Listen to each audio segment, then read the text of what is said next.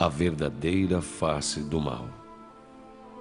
Mesmo em pleno século XXI, ainda nos deparamos com a seguinte premissa: nós não podemos possuir uma moral válida sem uma figura divina que nos guie. Tal premissa fere nossa integridade mais fundamental, vez que afirma que não podemos ser bons uns para com os outros sem um Deus que permita ou ordene que o façamos.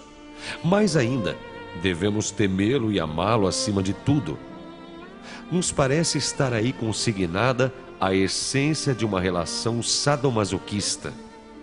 Se para sermos salvos precisamos amar a quem tememos, estamos diante de uma doentia e perniciosa escravidão. O teísmo também aduz em sua própria essência que vivemos sob a vigilância eterna de uma figura paterna que nunca perecerá e jamais nos permitirá seguir com nossas vidas, impedindo-nos de crescer e de deixar a infância para trás. Esse Deus Todo-Poderoso não só supervisiona todos os segundos de nossas vidas, como ainda nos pede frequentemente que a Ele agradeçamos e a Ele oremos em um acesso desvairado de vaidade.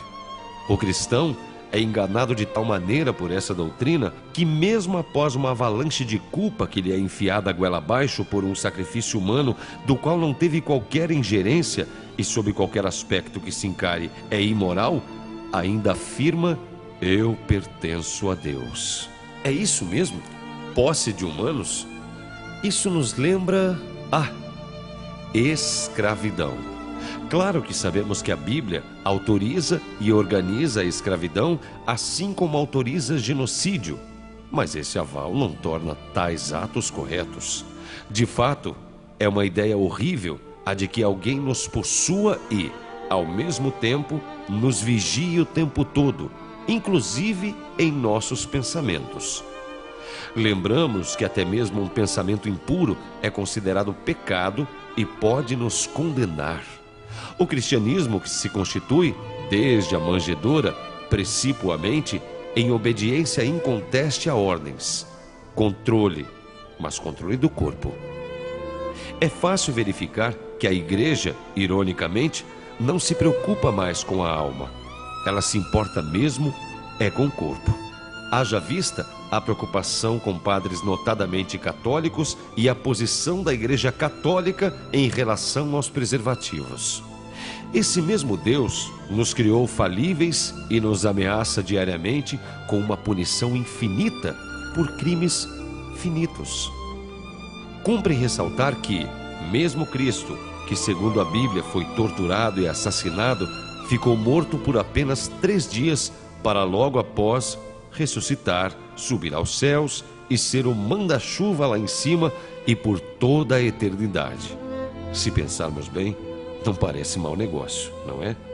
Já que morreu por nós, poderia ao menos permanecer morto, não é? Se não, vejamos, Deus nos cria imperfeitos, sabendo em sua onisciência que iríamos falhar seguidamente, e então nos expulsa do paraíso, envia enchentes, pragas e toda sorte de sortilégios, porque sua criação o decepcionou. Para sanar a brecha que deixou em seu plano, Deus envia ao mundo Ele mesmo, que ao mesmo tempo é seu único filho. Não nos peçam para explicar, já que tratamos aqui de monoteísmo, para contornar o pequeno probleminha que Ele mesmo criou lá no início, já que ditou as regras e leis para a salvação. Sacrifica, então, a si mesmo, na pessoa de Jesus, para si mesmo, com o intuito de purgar nossos pecados, inclusive os que ainda não cometemos, o que é absolutamente imoral, vez que não é correto punir alguém pelo mal que outros fizeram e, agora, cobra por isso. Ora, por que simplesmente não nos perdoou e pronto? Ou seja, o cristão já nasce devendo, mesmo em nada participando da história. Bela mitologia, não? Está na hora desses grilhões se partirem. Acreditamos que qualquer ser humano deva sentir-se insultado por tais premissas. Devemos refutar a ideia de que é impossível viver uma vida ética sem religião, É correto repudiar todos os massacres e assassinatos descritos na Bíblia, os perpetuados em nome de Deus e de seus regramentos.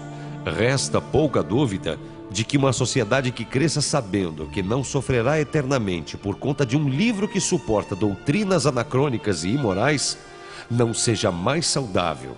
Que ninguém aqui venha citar o infame e burro livre-arbítrio, por favor.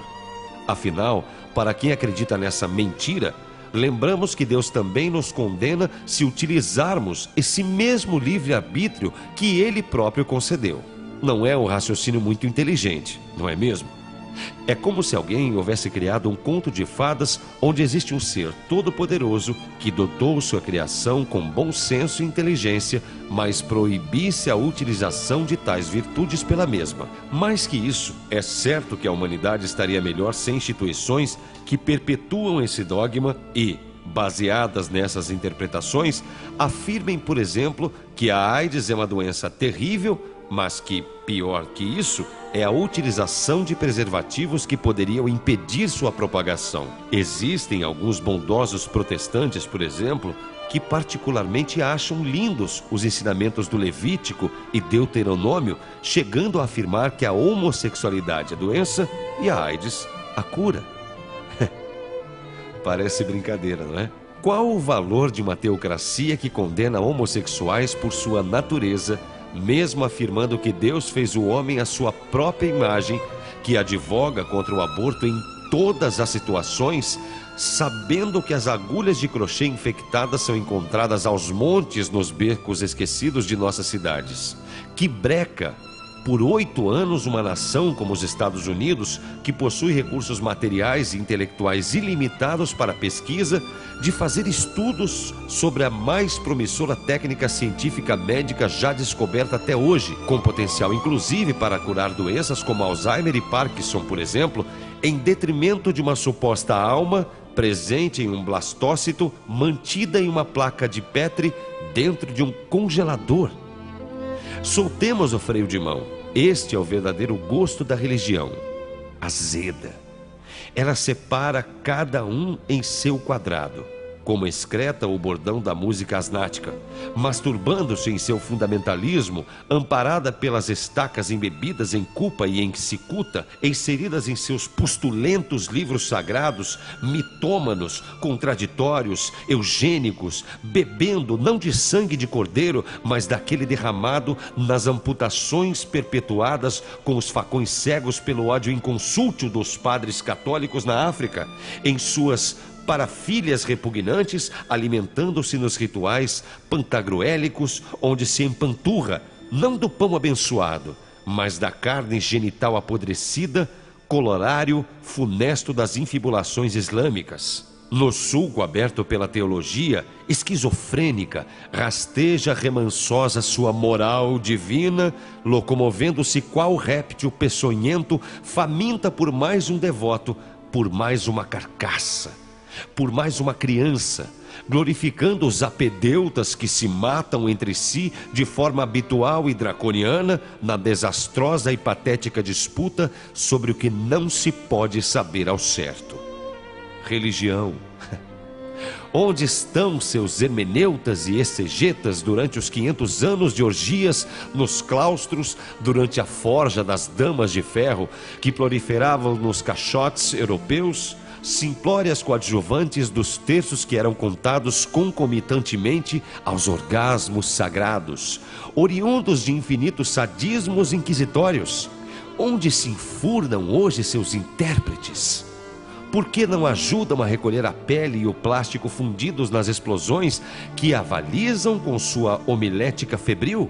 Nécios mártires do século XXI, que têm apenas seus dejetos como testemunhas, com seus ventres prenhos de sentex, prontos a partir desolação e escravizar 72 virgens vestidas de burca e de medo. Onde se escondem seus mandatários inexcomungáveis, pedófilos enrijecidos pelo Viagra da puberdade, do vício e da inocência? Onde estão Jeová, Alá, Deus, Osíris, Odin? Sentados em seus tronos, inertes, inescrutáveis, patéticos. patéticos, bufões fantasiados de deuses, álibis de seus próprios pais. Os homens.